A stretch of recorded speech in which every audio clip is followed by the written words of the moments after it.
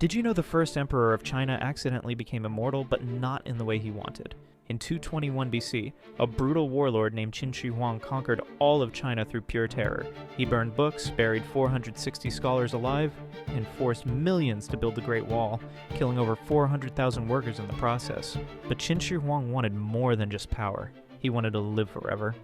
So obsessed with immortality, he swallowed mercury pills daily, believing they would grant him eternal life. He built 270 identical palaces so assassins couldn't find him, and created an army of 8,000 unique terracotta soldiers to guard his tomb. The irony?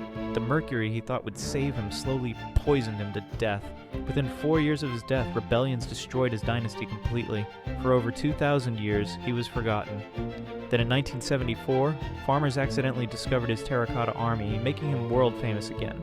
He finally got his immortality, just not through alchemy, but through archaeology.